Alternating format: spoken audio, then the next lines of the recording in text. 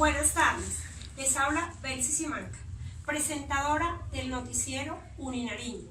El tema que traemos hoy es la educación superior. Para ello hemos invitado a dos expertos.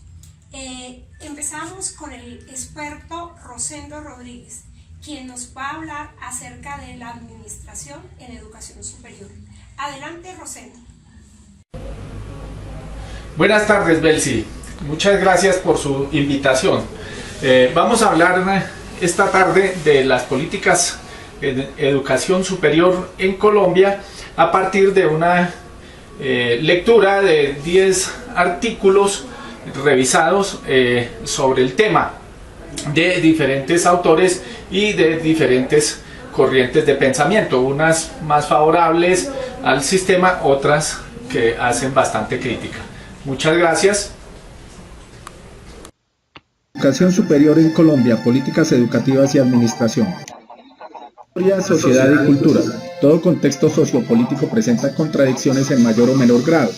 Las existentes en Colombia han estado polarizadas. La historia de las instituciones colombianas se ha asociado a un conflicto interno de ya más de 200 años. Las transformaciones sociopolíticas se decantan en la Constitución Política de Colombia de 1991, participativa con acogimiento de la diversidad regional, social, cultural, económica y política. La educación en el país ha estado asociada a la financiación de organismos internacionales y empresas multinacionales y ha contribuido a la sustentabilidad del status quo, respondiendo a las tendencias políticas mundiales sin participación colectiva. Está asociada a la política partidista electa a través de maquinarias políticas y esto hace que sea clientelista.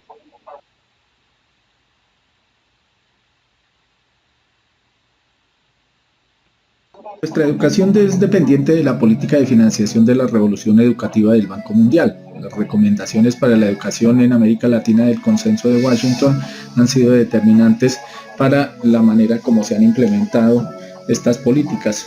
Igualmente las recomendaciones del Consenso de Santiago, que también son de corte neoliberal.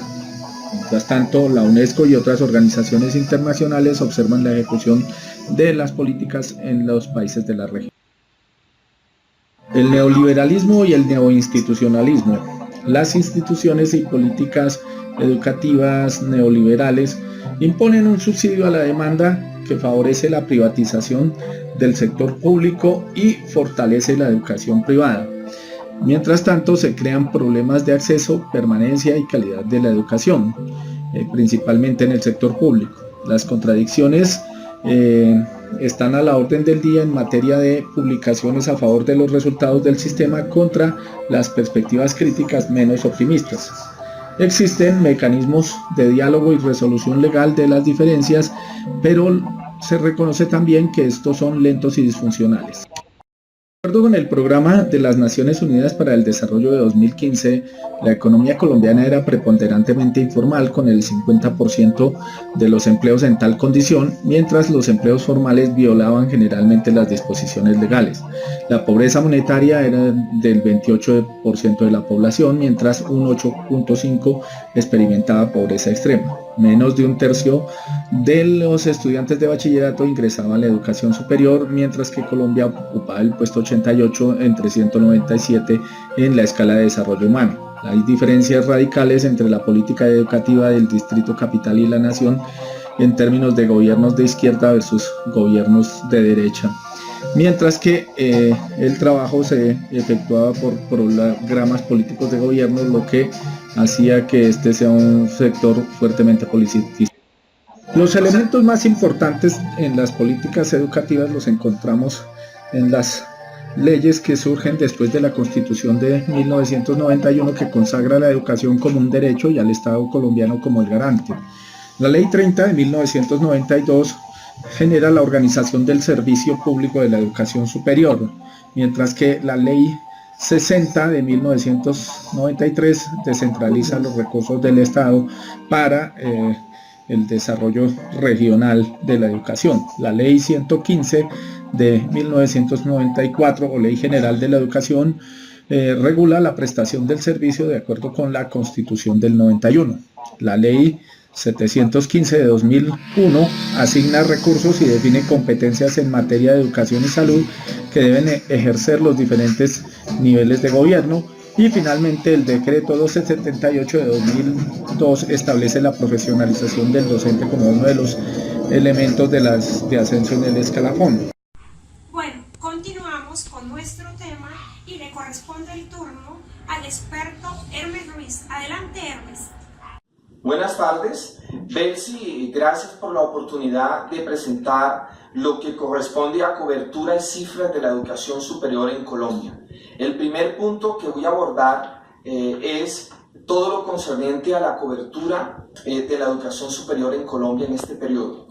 Quiere decir que el análisis va a abarcar diferentes aspectos. El primero, entonces, como lo dije, es la cobertura para este periodo donde se creció un 51.5%, lo que significa que en 6 años crecimos un 15% y año tras año un 2.5%. El segundo aspecto son las matrículas por sector, donde el privado sube un 32% y el sector oficial un 22%.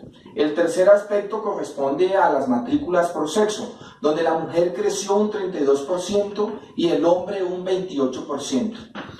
Rastreando información encontré también que en este mismo periodo el crecimiento de la población femenina fue de un 6% y de la masculina un 5%.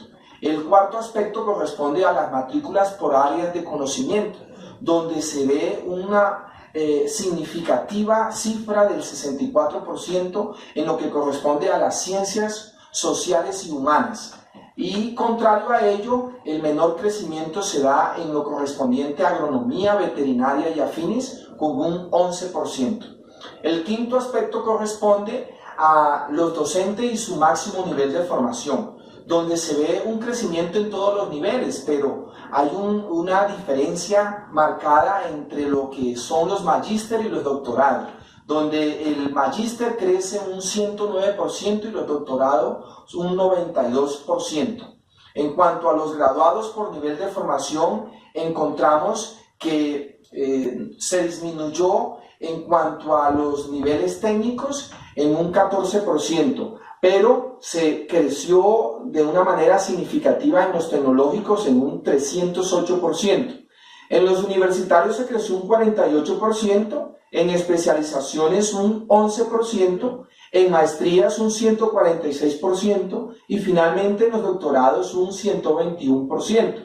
Cifras que son significativas, ¿no?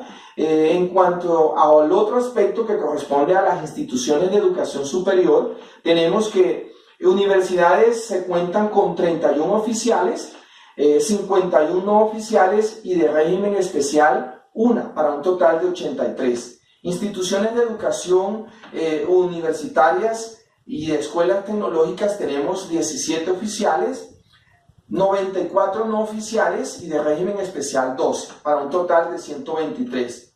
Instituciones técnicas profesionales tenemos 9 oficiales, 23 no oficiales y de régimen especial no tenemos ninguna, para un total de 32. En cuanto a instituciones tecnológicas, tenemos oficiales 5, no oficiales 39 y el de régimen especial 6. En total 50, para un gran total de instituciones de educación superior de 288 en Colombia. El octavo aspecto corresponde a los recursos nacionales para las instituciones de educación superior públicas, donde se observa un crecimiento en funcionamiento del 41% y en inversión del 161% de crecimiento. Y finalmente, para sintetizar un poco esta información, según la UNESCO, encontramos que la cobertura de América Latina y el Caribe en el periodo del 2013 fue en promedio de un 46%, pero también se muestra cómo fue la ubicación de los diferentes países, donde evidentemente tenemos un primer puesto compartido entre Puerto Rico y Cuba con un 95% de cobertura, el segundo lugar es para Argentina con un 76%, el tercer lugar para Chile con un 74%, el cuarto lugar para Uruguay con un 73%, el quinto lugar para Colombia con un 45.5% de cobertura, el sexto lugar para Panamá con un 44% y finalmente un séptimo lugar para México con un 29%. Aquí rápidamente se puede sintetizar que la cobertura en Colombia está por debajo del promedio de América Latina y el Caribe. Igual para Panamá, México y otros países de América Latina y el Caribe, ¿no es cierto? Queda entonces una gran invitación para seguir fortaleciendo la cobertura y lograr no solamente igualar, sino superar el promedio de América Latina y el Caribe. Muchas gracias. Bueno, la tercera y última parte del tema de educación superior corresponde al plano internacional. Para hablar de este tema es necesario hablar de la globalización, debido a que este fenómeno es bastante excluyente y a muchas regiones y naciones no les queda otra opción más que dejarse subordinar de los gobiernos de turno, es decir, sus nefastas decisiones económicas afectan directamente a la calidad, a la competitividad y a la investigación en educación superior. Y como están sujetos a gobiernos que desconocen este tipo de características, pues por esta razón muchas universidades no alcanzan la alta calidad que se busca. En América Latina y el Caribe se han realizado grandes esfuerzos por mejorar la calidad en la educación superior. Aún continuamos con muchas deficiencias para alcanzar este alto nivel que buscamos. Resulta preocupante que en las universidades latinoamericanas no figuren dentro de las mejores del mundo. Existen organizaciones, empresas que se dedican a medir los rankings en las universidades y en su alta calidad. Uno de ellos es Chiao Tung University de Shanghái y la World University Ranking, los cuales muestran las 7 mejores universidades en Latinoamérica.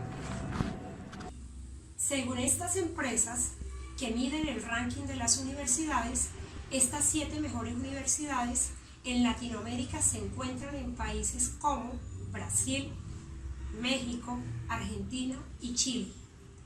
Y curiosamente, estos países son los que realizan una mayor inversión económica en educación superior, en aspectos que apuntan a mejorar estrategias en cuanto a calidad, competitividad e investigación. Bueno, con esto concluimos el tema que les trajimos hoy, educación superior. Esperamos que con este tema les haya generado algún tipo de interés a nuestro público. Muchísimas gracias. Les habló Belsi Simanca.